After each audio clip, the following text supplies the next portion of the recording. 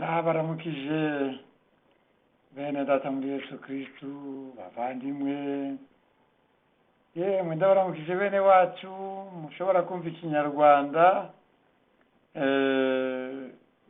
ikintu cya mbere nifuzaga ubwo uyu muyoboro wa YouTube nari mufunguye nuko mu by'ukuri bihindukaho kuganira ariko kuganira iki gifite cyangombwa ikintu gikomeye cyane kuruta ibindi byose mu buzima bwanjye kuva mfite imyaka 25 kuva muri 79 mpereza 79 kuva muri 80 yitangiye ikintu cy'ingenzi gikomeye numvise ubuzima bwanjye ni Yesu. Niyo mpamvu rero mu by'ukuri ikiganiro cyose imirimo yose zaba cyose kitari kuganisha kuri Yesu kimbere cy'agaciro gakeya.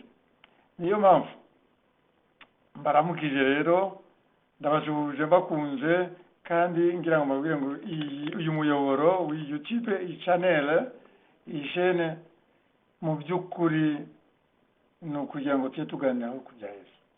Nje rero ku ruhande rwanjye nk'umuhamya w'agakiza kanjye muri Yesu, guhamya mpamya Yesu kuko mfite icyo muhamyaho nzi muziho niyiziho kituruka kuri we nicyo kituma mpamya Yesu. Rero ni ukuvuga ko hari ikintu yankozemo cyitwa agakiza, noneho ngahamya agakiza kanjye muri Yesu. Murumva ntabwo ari guhamya Yesu gutyo gusa mu kirere, ariko ni uguhamya agakiza kanjye muri Yesu. Hari ikintu yankozemo gituma rero binyorohera kandi binezeza kuvuga Yesu wari we, kumubwira abandi ibyo bita guhamya Yesu. Uyu muyoboro rero tuvugaho tutangaho ubuhamya bene data, tubusangire tuganire bikubake nanjye biturutse ku bandi, nanjye binyubake biturutse ku bandi, tugafashanya nibwo tumererwa neza muri Yesu kurusha uko umuntu ari wenyine. Nta mugabo umwe nta muntu wigira. Niyo mpamvu abantu iyo babaye babiri bakundanye muri Yesu barushaho kumererwa neza, baba batatu baba bane muri Yesu. Abantu umuntu umwe ntakajya mu buryo, ariko iyo abantu begeranye barungura, Imana ifite ukundi bigenza bakungurana kurushaho umuntu ari wenyine. Ubwo rero ni uguhamya Yesu, nibyo uyu muyoboro ushinzwe, no gukora ivugabutumwa, no kuvuga kubwiriza Yesu abandi, kwamamaza Yesu. Buriya kubwiriza Yesu no kumwamamaza, kumumenyekanisha mu bandi uwo ari we biturutse ku cyo tumuziho, nuko tukamukundisha abandi. Icya gatatu ni ukwigisha rero abandi Yesu, kuri Yesu, kumwigishaho, kwigisha ibye, ni ukuvuga ijambo ry'Imana uko dushobojwe, uko mushobojwe n'ibyo. Ubwo nkoze icyo nakwita kuranga uyu muyoboro ikizajya kibukorerwaho. Icya kabiri rero ni ukuvuga ngo uyu muntu uri kuvuga ninde, ni ukuvuga ngo ubundi ntabwo bafite kwivuga, kwimenyekanisha ese ibi ndabikora ari nkande, ndi nkande, ese ndabyemerewe n'ibyo, ndabyemerewe da kuvugira Yesu no kumuvuga, ndabyemerewe rwose. Ahubwo ni itegeko ryiwe nshinzwe gusohoza, ariko mu buzima busanzwe nyine narivuze ubushize ko nitwa Munonoka Andrea, kandi ko mu by'ukuri nashima kwiyita ngo ndi umuhamya wa Yesu. Ariko kandi kuva muri 1980 nafite imyaka 25, ariko kandi mvuze kandi ko ndi umuvugabutumwa wa Yesu, nabwo nibyo kuko nabaye we, ariko ntibyakuyeho ko umuhamya. Nabaye we kuva mu 1990, nyuma y'imyaka 10 nahawe inshingano y'Imana, impano y'Imana yabwiye yo kumubwira, yo kumwamamaza, kumumenyekanisha ku mugaragaro. hanyuma ariko mbifatanya no guhamya. Hanyuma 1995 mu kwa 12 nsengerwa ku nshingano bita ubukuru bw'itorero cyangwa se ubupasitoro mu torero rya Pentecote mu kwa 12 mu cya gatanu nuko nyuma y'imyaka 5 mba muvugabutumwa ku mugaragaro mu gihugu cyose cy'u Rwanda, kuko ni mu Rwanda ibyo byose byabereye. Ni ukuvuga ko ari nyuma y'imyaka 15 ndi umuhamya wa Yesu. Mbandu b'Imana rero, mukunda Imana, mureke ngire icyo mbabwira no kuri Yesu. Nukuri Imana Data n'umwana we Yesu Kristo birajyana, biri kumwe. Ntabwo wavuga umwana utavuze papa we, kandi ntabwo wavuga umupapa utavuze n'umwana we. Ubwo rero tuzajya tunigisha ijambo ry'Imana, kuko byarekeye aho twahawe n'inshingano yo kwigisha ijambo ry'Imana muri Yesu, iryo tuzi, iryo dusobanukiwe, iryo tudasobanukiwe tukaryihorera, kubera ko ijambo ry'Imana iriya Bibiliya tureba ni ijambo ry'Imana, ni ryinshi, ni rinini. Ntabwo wavuga rero ngo urarizi ryose, ariko iryo wamenye neza wemerewe kurisobanurira abandi, kuko warishishukiwe n'Imana kugira ngo urisange n'abandi. Ubwo rero nuko ngo tuzajya dusangira ijambo ry'Imana hano mu gihugu cya South Africa, muri Johannesburg, kuva mu mwaka wa 2002 mu kwa 12 niho nahageze, nturutse mu Rwanda. Ubwo mpabana n'umufasha wanjye n'abana. Ubwo ni bya kimuntu nashatse kuvuga ko ntaroreye kuba ubundi we muri Yesu, umuhamya, umuvugabutumwa, umwigisha bya Yesu hano.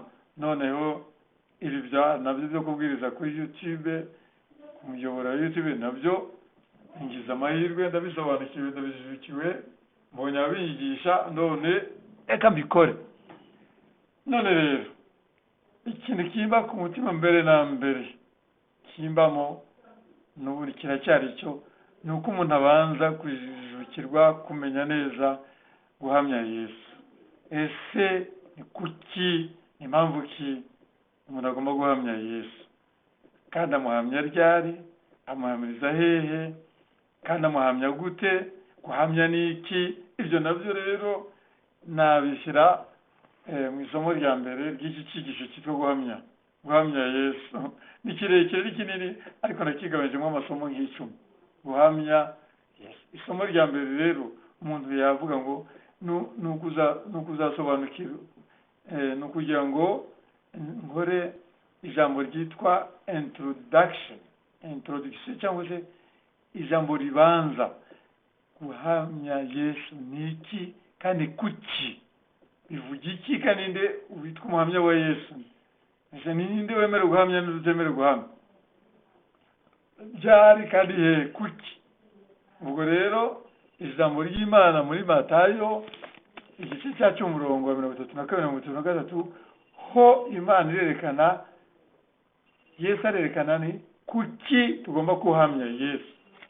Kandi muri iryo jambo ririmo hanavuga ngo ni hehe umuntu amuhamiriza, kuko haravuga ngo Yesu yaravuze wenyine ngo umuntu uzampamya imbere y'abantu hano kuri iyi si, nanjye nzamuhamya mu ijuru imbere ya Data ndetse n'abamarayika. Igice cya 10 Matayo 32 bakomeye. Guhamya rero ni iki kandi bimaze iki? Biravugwa muri ijambo ry'Imana rigufi, ariko rirakomeye cyane cyane. Mu magambo yose ari muri Bibiliya naryo rifite umwanya ukomeye, rirakomeye ndetse cyane, kuko udahamya Yesu 33 muri icyo gice cya 10 Matayo uravuze ngo utampamya. Yesu avuze ngo utampamya hano muri iyi si imbere y'abantu, ngo nanjye sinzamuhamya mu ijuru. Ngo guhamya rero, kudahamya rero ni ukwihakana. Bishatse kuvuga ngo wicecekera ntampamye mu bantu muri iyi si, cyangwa se unyihakana. Ni kimwe no kwihakana. Guceceka nduvugire Yesu, tuvuge icyo uzi kuri Yesu, mu by'ukuri ni ukumwihakana. Ati nanjye nzicecekera imbere ya papa n'abamarayika be mu ijuru, sinzamuvuga, nzamwihakana. Rero murumva rero impamvu ki ni kuki guhamya Yesu ari ngombwa. Hari impamvu nuko bifite ingaruka nziza. Guhamya Yesu neza bifite ingaruka nziza, kutamuhamya bifite ingaruka mbi. Nimureke nyamuneka tujye twiga ijambo ry'Imana duhereye ku ntangiriro yaryo.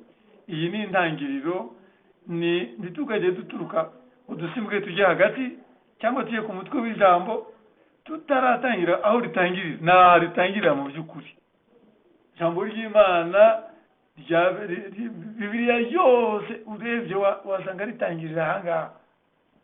Nuko rero tugomba kwiga guhamya ni iki, guhamya Yesu ni iki.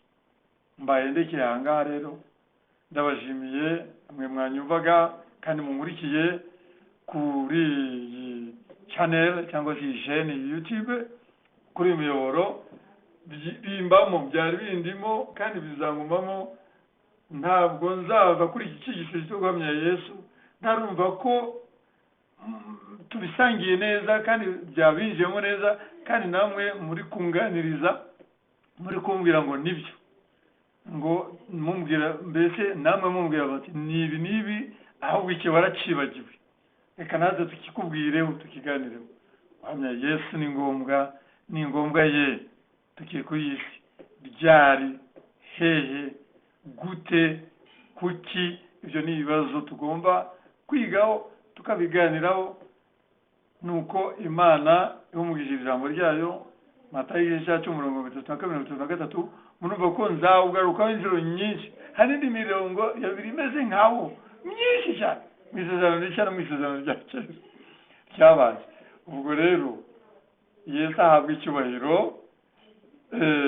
Ni umuhamya wa Yesu, ni umuntu ugomba guhamya Yesu. Ni ntabwo ari buri wese, mu by'ukuri muzabibona, tuzabiganiraho, muzareba. Nuko Mana ndagushimiye Data, kuko inkuru nziza Yesu ni inkuru nziza pe, yavuye mu ijuru, kandi uko inezeza niko inezeza n'abandi benshi bamenye ikintu kiri muri Yesu cyiza cyane umuntu wese akeneye. Ndagushimira no kuba ari kunyumva uyu mwanya, bari kungukira ko nabo bagihaweho benshi, kandi bumva uburyohe bw'icyo kintu. Icyo kintu cyitwa agakiza, gukizwa n'iki, uzadufasha tubimenye, tubiganireho. Kandi rwose ndagushimiye ko tubonye urundi rubuga nanone rwo guhamirizaho, kuguhamya Mwami Yesu no kukubwira abandi, twagukundisha n'abandi, tukakwamamaza. Icyubahiro kibi cyawe kandi umugisha wawe ube kuri twebwe twese, abari kumva, abari gukurikira, nanjye mu izina rya Yesu.